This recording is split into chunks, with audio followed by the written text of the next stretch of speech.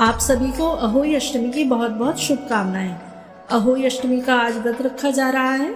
इस दिन माताएं और बहनें अहोई माता की पूजा और पूरा दिन निर्जला व्रत रखती हैं और अपनी संतान की दीर्घायु के लिए मंगल कामना करती हैं। माता पार्वती को ही अहोई माता माना जाता है। अहोई माता अपने प्रत्येक भक्त के हृदय में निवास करने वाली दयालु माँ है। मान्यता है अहोई माता की पूजा और आरती करने से संतान दीर्घायु होती है, वे उसके जीवन में खुशहाली आने की मान्यता है। इस दिन व्रत के साथ साथ अहोई व्रत की कथा पढ़ना या फिर श्रवण करना विशेष महत्व रखता है। तो इस वीडियो में हम अहोई व्रत कथा का श्रवण करेंगे, साथ ही अहोई अष्टमी की आरती भी श्रवण करेंगे। तो आइए वीडियो को प्रारंभ करते हैं। प्राचीन काल में एक साहूकार था, उसके 7 बेटे और बेटी थी। साहूकार ने अपने सभी बेटों और बेटी की शादी कर दी थी। हर दिवाली साहूकार की बेटी अपने मायके आती थी। दिवाली पर घर की लीपा पोती के लिए साहूकार की 7 बहुएं जंगल से मिट्टी लेने गई। उन्हें जाता देख साहूकार की बेटी भी उनके साथ चल पड़ी। साहूकार की बेटी जंगल पहुंचकर मिट्टी काटने लगी। उस स्थान पर स्याहू अपने बेटों के साथ रहती थी। मिट्टी काटते समय उसके हाथ से कुदाल स्याहू के एक बच्चे को लग गई और स्याहू का एक बच्चा मर गया। इस पर क्रोधित होकर स्याहू ने कहा कि जिस तरह तुमने मेरे बच्चे को मार डाला, मैं तुम्हारी भी कोख बांध दूंगी। स्याहू की बात सुनकर साहूकार की बेटी अपने 7 भाभियों से विनती करने लगी कि वह उसके बदले अपनी कोख बंधवा ले। सबसे छोटी भाभी तैयार हो गई और अपनी ननद के बदले उसने अपनी कोख बंधवा ली। इसके बाद छोटी भाभी के जो भी बच्चे होते वे 7 दिन के बाद ही मर जाते। 7 पुत्रों की मृत्यु होने पर वह बहुत दुखी हुई और उसने पंडित को बुलवाया और इसका कारण पूछा। पंडित ने उसकी व्यथा सुनी और सुरही गाय की सेवा करने की सलाह दी। सुरही गाय छोटी बहू की सेवा से प्रसन्न होती हैं और उनसे पूछती हैं कि तू किस लिए मेरी इतनी सेवा कर रही है और मुझसे क्या चाहती है। साहूकार की छोटी बहू ने सुरही गाय को बताया कि स्याहू माता ने उसकी कोख बांध दी है, जिसके बाद वो जब भी बच्चे को जन्म देती वो 7 दिन के भीतर ही मर जाते हैं। अगर आप मेरी कोख खुलवा दे तो मैं आपकी उपकार मानूंगी। सुरही गाय उसकी बात मानकर उसे 7 समुद्र पार स्याहू माता के पास ले जाने लगी। रास्ते में दोनों थक जाने पर आराम करने लगते हैं। तभी अचानक साहूकार की छोटी बहू दिखती है कि एक सांप गरुड़ पंखनी के बच्चे को डसने जा रहा है। वह उस बच्चे को बचाने के लिए सांप को मार देती है। जब गरुड़ पंखनी वहां खून बिखरा हुआ देखती है तो उसे लगता है कि छोटी बहू ने उसके बच्चे को मार दिया।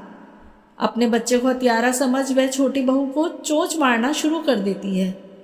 छोटी बहू उसे समझाती है कि यह खून एक सांप का है, जिसे मारकर मैंने तुम्हारे बच्चे की जान बचाई है। गरुड़ पंखनी यह जानकर बहुत खुश होती है और सुरही और छोटी बहू दोनों को स्याहू के पास पहुंचा देती है। वहां पहुंचकर छोटी बहू स्याहू की बहुत सेवा करती है। छोटी बहू की सेवा से प्रसन्न होकर स्याहू उसे 7 पुत्र और 7 बहू होने का आशीर्वाद देती है। स्याहू के आशीर्वाद से उसका घर फिर हरा भरा हो जाता है। अहोई का अर्थ यह भी होता है अनहोनी को होनी बनाना। जैसे साहूकार की छोटी बहू ने अनहोनी को होनी करके दिखा दिया, तभी से अहोई अष्टमी का व्रत करने की परंपरा चली आ रही है। सभी भक्तजन बोलिए अहोई माता की जय। जय अहोई माता, जय अहोई माता, तुमको निस दिन ध्यावत हर विष्णु विधाता। ओम जय अहोई माता, ब्रह्मानी रुद्रानी कमला तू ही जग माता। सूर्य चंद्रमा ध्यावत नारद ऋषि गाता। ओम जय अहोई माता, माता रूप निरंजन सुख संपत्ति दाता। जो कोई तुमको ध्यावत नित मंगल पाता। ओम जय अहोई माता, तू ही पाताल बसंती, तू ही शुभ दाता। करम प्रभाव प्रकाशक जगनिधि से त्राता। ओम जय अहोई माता, जिस घर थारो वासा वाही में गुण आता।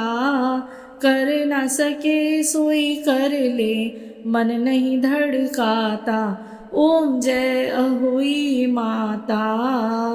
तुम बिन सुख ना होवे ना कोई पुत्र पाता, खान पान का वैभव तुम बिन नहीं आता। ओम जय अहोई माता, शुभ गुण मंदिर सुंदर, क्षीर निधि जाता, रतन चतुर्दश तुम बिन कोई नहीं पाता। ओम जय अहोई माता, श्री अहोई माँ की आरती जो कोई गाता, उर उमंग अति उपजे पाप उतर जाता। ओम जय अहोई माता। सभी भक्तजन मिलकर बोलिए अहोई माता की जय।